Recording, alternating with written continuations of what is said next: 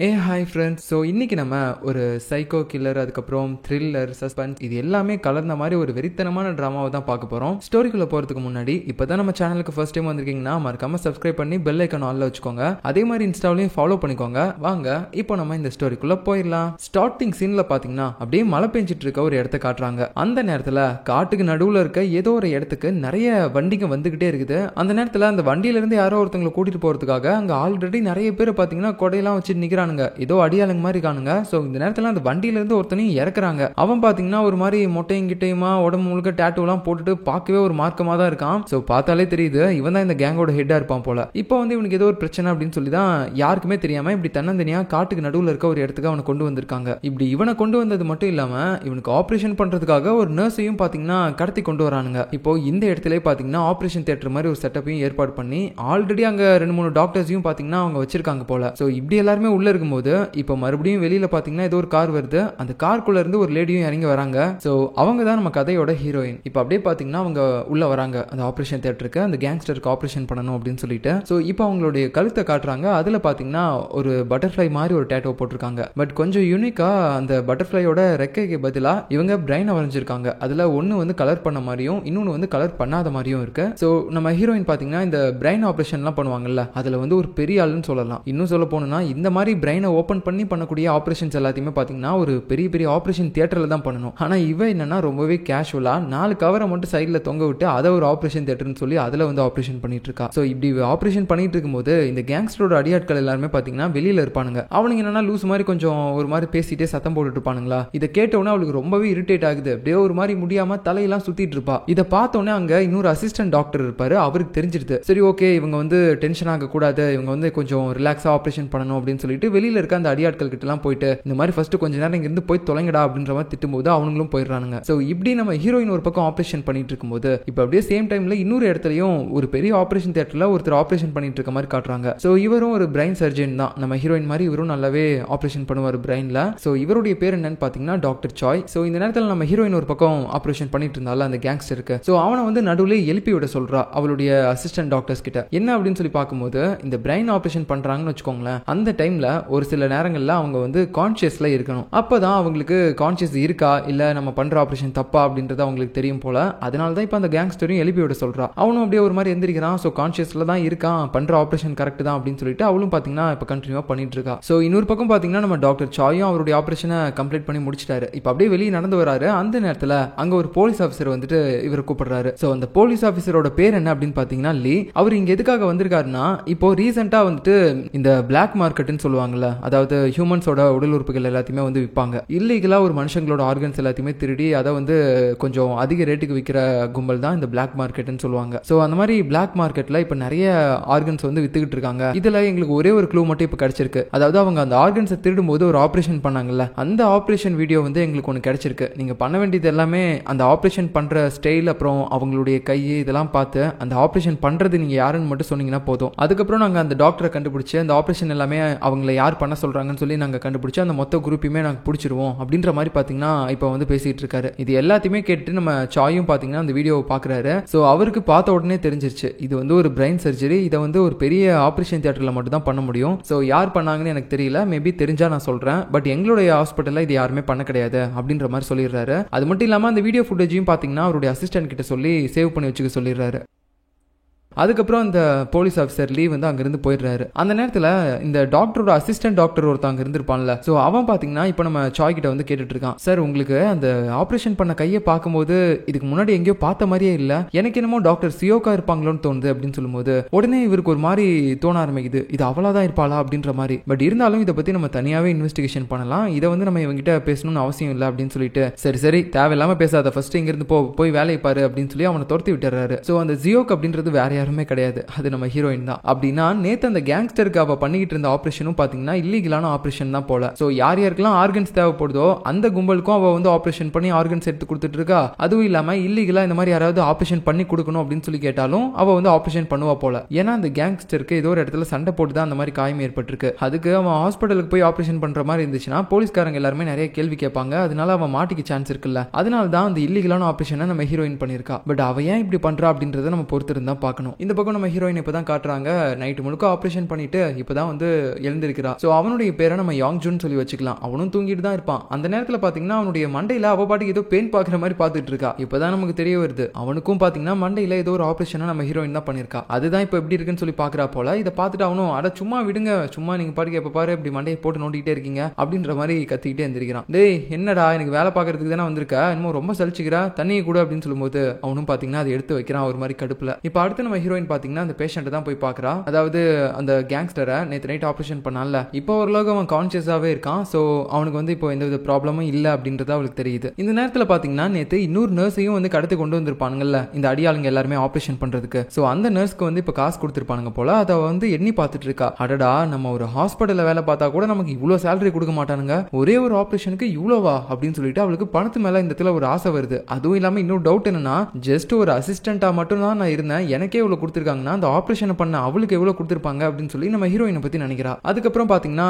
நம்ம ஹீரோயினும் அவளுடைய அசிஸ்டன்ட்டும் சாப்பிடுறதுக்கு போறாங்க. அப்ப அவன் என்ன சொல்றான்னா, மேடம் நீங்க இங்கே இருங்க, நான் போய் சாப்பாடு வாங்கிட்டு வரேன்னு சொல்லிட்டு போகும்போது அங்க அந்த நர்ஸ் வரா. மேடம் எப்படி இருக்கீங்க, நல்லா இருக்கீங்களா, என்ன ஆபரேஷன் பண்ணதுக்கு அப்புறம் கை நிறைய உங்களுக்கு காசு கொடுத்திருப்பாங்க போல, அதுவும் இல்லாம எனக்கு தெரியும் நீங்க இதுக்கு முன்னாடி ஒரு ஹாஸ்பிட்டல்ல வேலை பார்த்தது, அங்க இருந்து உங்களை துரத்தி அடிச்சது, இது எல்லாமே எனக்கு தெரியும் அப்படின்ற மாதிரி அவ சொல்லும்போது இந்த இடத்துல நம்ம ஹீரோயின் ஒரு பிளாஷ்பேக் நினைச்சு பாக்குறா. அது என்னன்னா, இப்ப அந்த டாக்டர் சாய்ன்றவர் ஒரு ஹாஸ்பிட்டல்ல வேலை பார்த்துட்டு இருக்காருல, அதே ஹாஸ்பிட்டல்ல தான் இவ்வளவு வேலை பார்த்திருக்கா. பட் ஏதோ தப்பு பண்ணிட்டா போல அந்த டாக்டர் சாய் வந்து பலார்னு இவளை அடிக்கிறாங்க. சோ அது எல்லாத்தையும் நினைச்சு பார்த்துட்டு அப்படியே இவகிட்ட கேக்குறா, இதெல்லாம் உனக்கு எப்படிமா தெரியும் அப்படின்னு சொல்லும்போது அது ஒண்ணு இல்ல, நானும் கொஞ்ச நாளைக்கு அங்கதான் வேலை பார்த்துட்டு இருந்தேன், நீங்க போனதுக்கு அப்புறம் இந்த மாதிரி எல்லாருமே அதை பத்தி தான் பேசிட்டு இருந்தாங்க அப்படின்ற மாதிரி அவ பேச. இப்ப அடுத்த சீன்ல வெளியில உட்காந்துக்கிட்டு நம்ம ஹீரோயின் பாத்தீங்கன்னா அவளோட அசிஸ்டன்ட் கிட்ட சாப்பிட்டுட்டே ஒரு மாதிரி கொஞ்சம் பேசிட்டு இருக்கா. எனக்கு என்னமோ அந்த நர்ஸ் மேல ஒரு சந்தேகமா இருக்கு, அவ பார்வையே சரியில்லை, அவ ஏதோ ஒரு மாதிரி இருக்கா அப்படின்ற மாதிரி அவளை பத்தி புலம்பிட்டு இருக்கா. அதை கேட்டுட்டு அவளுடைய அசிஸ்டன்ட்டும், மேடம் நான் அந்த நர்ஸை பத்தி நல்லா விசாரிச்சேன், அவ இதுக்கு முன்னாடி நீங்க வேலை பார்த்தா அதே ஹாஸ்பிட்டல் தான் வேலை பார்த்திருக்கா, ஆனா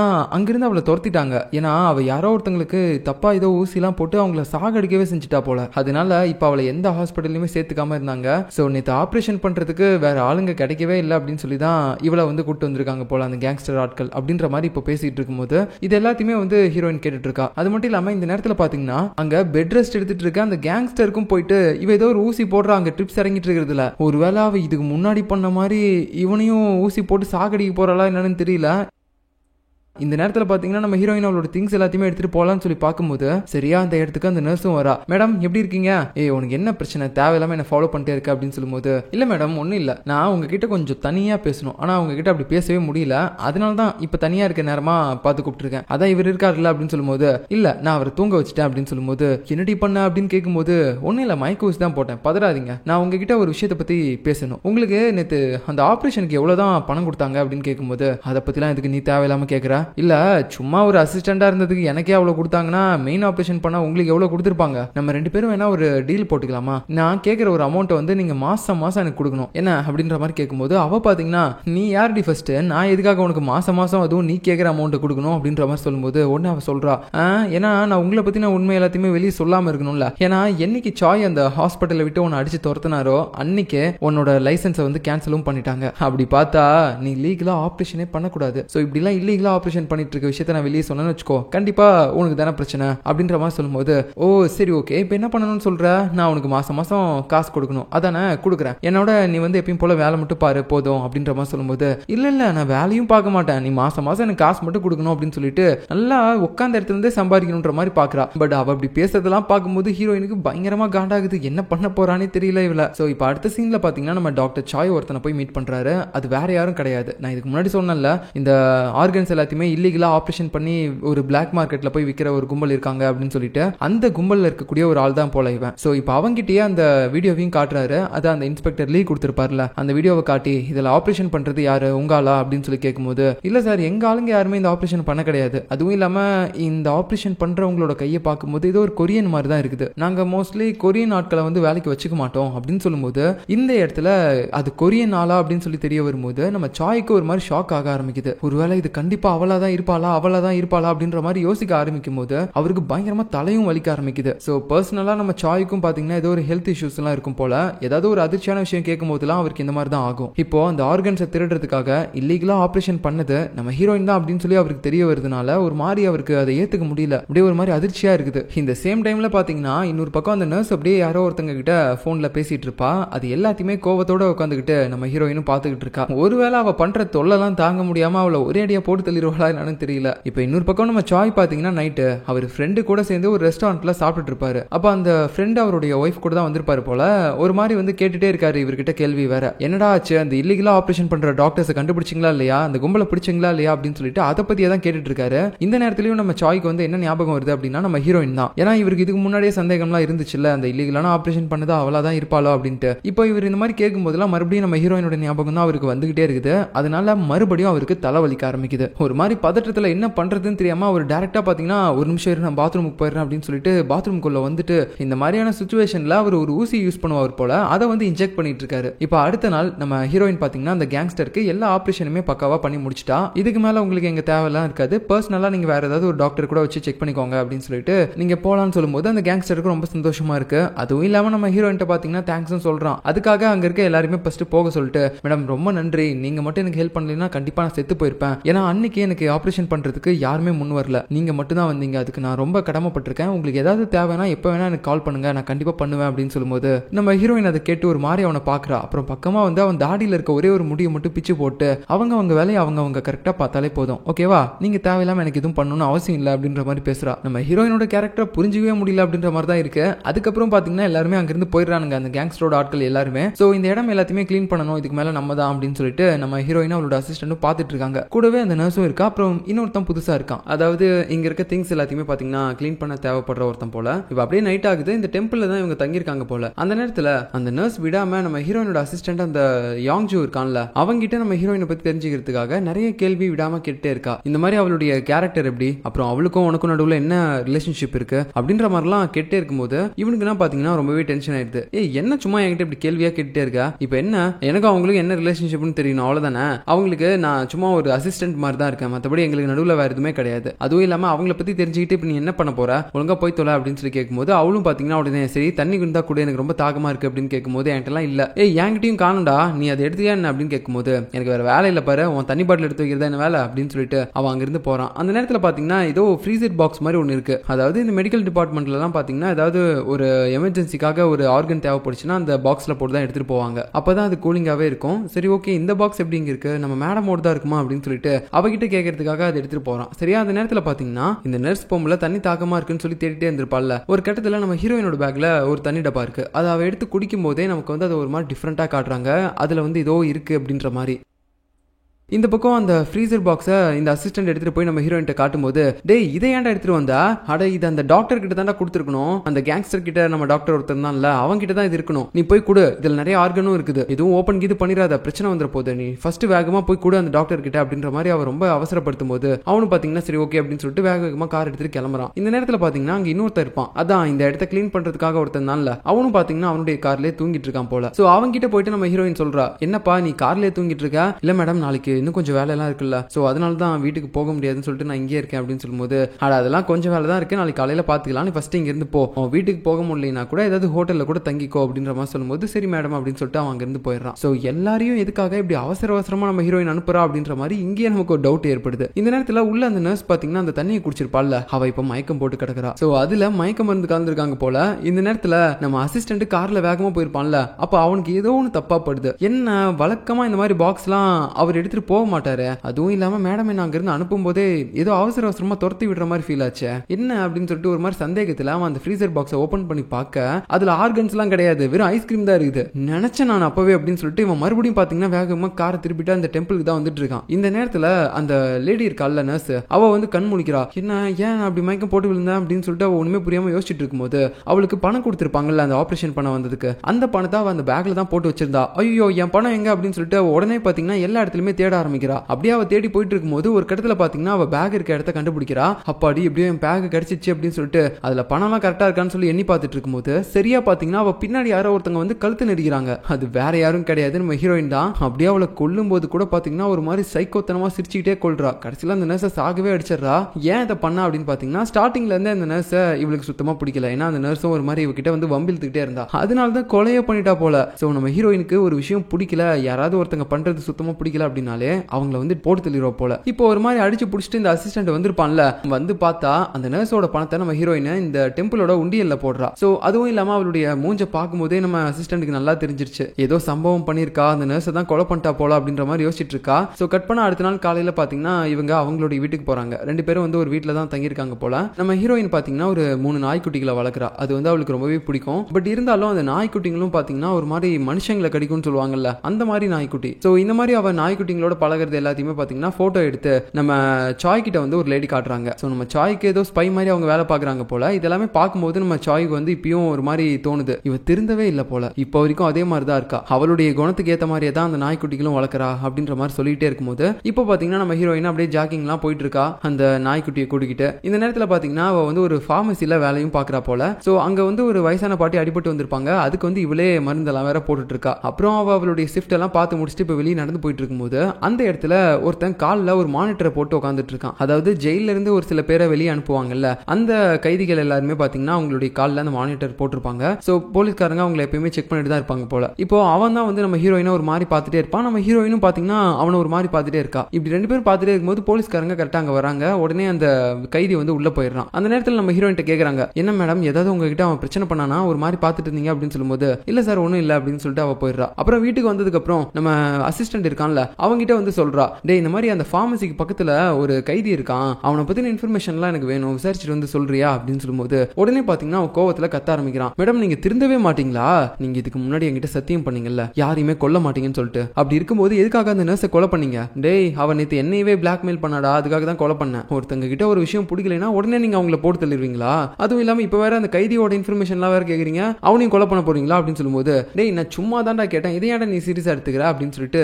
நம்ம ஹீரோயினும் பாத்தீங்கன்னா ஒரு மாதிரி கத்தி விட்டுட்டு இருக்கா. அந்த நேரத்தில் அவளுக்கு யாரோ ஒருத்தங்க கால் பண்றாங்க, யாருன்னே தெரியல, அன்னோன் நம்பரா இருக்குன்னு சொல்லிட்டு அவ அட்டென்ட் பண்ணி பேசும்போது அந்த வாய்ஸ்லயே அவ தெரிஞ்சுக்கிறா அது வந்து நம்ம சாய் தான். சோ இந்த நேரத்தில் நமக்கு அந்த பிளாஷ்பேக்கை கண்டினியூவா காட்டுறாங்க. அதாவது இதுக்கு முன்னாடி அந்த சாயோட ஹாஸ்பிட்டல்ல நம்ம ஹீரோயின் வேலை பார்த்துட்டு இருக்கும்போது அவர் எதுக்காக இவளை அடிச்சு வெளியே துரத்தினாரு அப்படின்னு சொல்லி காட்டுறாங்க. அதாவது ஸ்டார்டிங்ல இருந்தே நம்ம ஹீரோயின் வந்து நிறைய இல்லீகலான விஷயங்கள்லாம் பண்ணுவா போல. சோ அது வந்து இந்த சாய்க்கு சுத்தமா பிடிக்காது. அதனால அவ ஒரு நாள் ஆபரேஷன் பண்ணிட்டு இருக்கும்போது நீ இந்த ஆபரேஷனை பண்ணக்கூடாது வெளியே போ அப்படின்னு சொல்லி திட்டிருப்பாரு. பட் அவ வந்து போக மாட்டா. இருந்தாலும் அங்க இருக்க மத்த அசிஸ்டன்ட் டாக்டர்ஸ் எல்லாம் பாத்தீங்கன்னா அவளை வெளியே கொண்டு வந்திருப்பாங்க. ஸோ இதனால வந்து அவள் பயங்கரமாக கோவப்பட்டிருப்பா. என்னோட ஆப்ரேஷனே நீ பண்ணக்கூடாதுன்னு சொல்லிட்டல, உனக்கு எவ்வளோ தைரியம் இருக்கும் அப்படின்னு சொல்லிட்டு செம்ம கோவத்தில் அங்கே ஒரு பிளாஸ்டிக் டியூப் இருக்கும், அதை எடுத்து வந்துட்டு அப்படியே இந்த டாக்டரோட கழுத்தை போட்டு நெரிச்சிட்டு இருக்கா. அப்படியே கொலை பண்ணுற அளவுக்கு கிட்டத்தட்ட நெரிச்சிருப்பா. பட் இருந்தாலும் அங்கே இருக்க டாக்டர்ஸ்லாம் வந்து எப்படியோ காப்பாற்றிட்டாங்க அந்த டாக்டரை. ஸோ அந்த சாய்க்குனா செம்மையாக காண்டாயிருது. உனக்கு ஒன்று பிடிக்கலன்னா நீ இந்த அளவுக்கு பண்ணுவியா, என்னை கொலை பண்ணிட்டு அப்புறம் நீ என்ன ஜெயிலுக்கு போக போறியா என்ன அப்படின்னு சொல்லி பலாருன்னு அடிச்சுட்டு, அவளை இதுக்கு மேலே நீ இந்த ஹாஸ்பிட்டலுக்குள்ள எப்படி கால் எடுத்து வைக்கிறேன்னு நான் பார்க்குறேன் அப்படின்னு சொல்லி மிரட்டிட்டு போயிருப்பாரு. ஸோ அதுக்கப்புறம் பார்த்தீங்கன்னா நம்ம ஹீரோயினுக்கு இப்போ கோவம்லாம் இல்லை, இப்போ வந்து நான் ஒரு பிரைன் சர்ஜனா இருந்தாலே போதும் அப்படின்ற மாதிரி அவள் வந்து கோவம் எல்லாத்தையுமே விட்டுட்டு அப்படியே கொட்டுற மலையில முட்டி போட்டுட்டு அப்படியே நம்ம டாக்டர் சாய்க்காக வெயிட் பண்ணிட்டு இருந்திருப்பா. நான் பண்ண எல்லாத்தையுமே மன்னிச்சிருங்க, ப்ளீஸ் என்னை வந்து மறுபடியும் ஆப்ரேஷன் பண்றதுக்கு அலோ பண்ணுங்க அப்படின்னு சொல்லி கெஞ்சிருப்பா. ஆனா அவர் கண்டுக்காம போயிருப்பாரு. அதனால அவளும் பாத்தீங்கன்னா கதறிக்கிட்டு இருந்திருப்பா, சைக்கோ மாதிரி மாறி இருப்பா. ஆல்ரெடி சைக்கோ தான். இது எல்லாத்தையுமே காட்டி முடிச்சதுக்கு அப்புறம் இப்போ பிரசன்ட்ல பாத்தீங்கன்னா நம்ம சாய் ஹீரோயினை பாக்குறதுக்காக தான் வீட்டுக்கு வந்துட்டு இருக்காரு. அவர் வரும்போதெல்லாம் இவ ஒரு மாதிரி கோவத்தோடு தான் பாத்துட்டே இருப்பா. அந்த நேரத்துல அந்த அசிஸ்டன்ட்டும் பக்கத்துல இருப்பானா, டேய்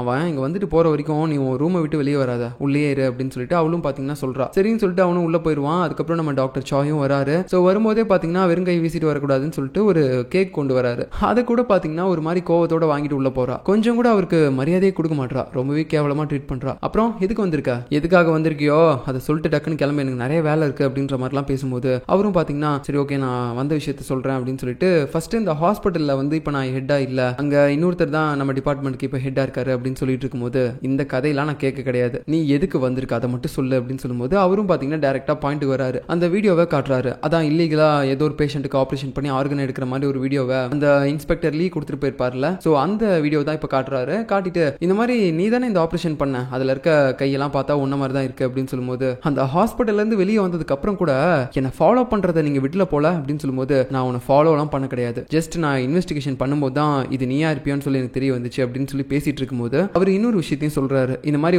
எனக்கு ஒரு டிசார்டர் இருக்கு, அது பேரு பிரைன் ஸ்ட்ரோம், நான் இன்னும் கொஞ்ச நாள்ல ஏதாவது ஒன்று பண்ணி ஆபரேஷன் பண்ணி ஆகணும், அதுக்கு இல்லைனா என்னோட உயிரே போயிடும் அப்படின்னு சொல்லிட்டு இருக்கும்போது எனக்கு பண்ண எல்லாத்துக்குமே உங்களுக்கு இது தேவைதான், ஆமா அதுக்காகவா இப்ப என்கிட்ட வந்திருக்கீங்க, உங்களோட ஜூனியர்ஸ் நிறைய பேர் டாக்டர்ஸ்லாம் இருக்காங்கல்ல அவங்க கிட்ட நீங்க சொல்லி அந்த ஆபரேஷன் பண்ணலாம்ல அப்படின்னு சொல்லும்போது அவங்க உன் அளவுக்கு பண்ண மாட்டாங்க, நீ அந்த ஆபரேஷன் பண்றியா அப்படின்னு சொல்லி கேட்கும்போது அவ பாத்தீங்கன்னா செம்மையா கோவப்படுறா. என்ன நினைச்சிட்டு இருக்கீங்க நீங்களா துரத்துவீங்க, மறுபடியும் நீங்களா ஒரு தேவைன்னு கூப்பிடுவீங்க, நீங்க இழுப்புக்கு வரதுக்கு நான் என்ன உங்க வேலைக்காரியா, என்னால அதை பண்ண முடியாது, அதுவும் இல்லாம அன்னைக்கு அந்த ஹாஸ்பிட்டலை விட்டு வெளியே துரத்தும் போதே நீங்க தானே என்னோட லைசன்ஸையும் கேன்சல் பண்ணீங்க, இப்போ எந்த தைரியத்துல நீங்க அந்த ஹாஸ்பிட்டல்ல வேலை பார்க்கறதுக்கு என்ன கூப்பிட்டீங்க அப்படின்னு சொல்லிட்டு பயங்கரமா பாத்தீங்கன்னா அவ ஒரு மாதிரி கத்திக்கிட்டு இருக்கா. அவ பேசின எல்லாத்தையுமே கேட்டு சரி ஓகே இதுக்கு மேல இவ ஒத்துக்க மாட்டா நான் பேசுறதுக்கு எதுக்குமே அப்படின்னு சொல்லிட்டு அவர் அப்படியே பாத்தீங்கன்னா ஒரு மாதிரி சண்டை போட்டு வெளியே வராரு. அந்த நேரத்துல பாத்தீங்கன்னா அவருக்கு ஒரு மாதிரி மறுபடியும் தலையெல்லாம் வலிக்க ஆரம்பிக்குது. அவர் வழக்கமா இன்ஜெக்ட் பண்ணுவார்ல அந்த மெடிசனை மறுபடியும் எடுத்து இன்ஜெக்ட் பண்ணலாம் அப்படின்னு சொல்லி பாக்குறாரு. அந்த நேரத்துல அது கீழே வேற விழுந்துருது. அதை எடுக்கிறதுக்காக அவர் தவழ்ந்துகிட்டு போயிட்டு இருக்காரு. அந்த நேரத்துல பின்னாடி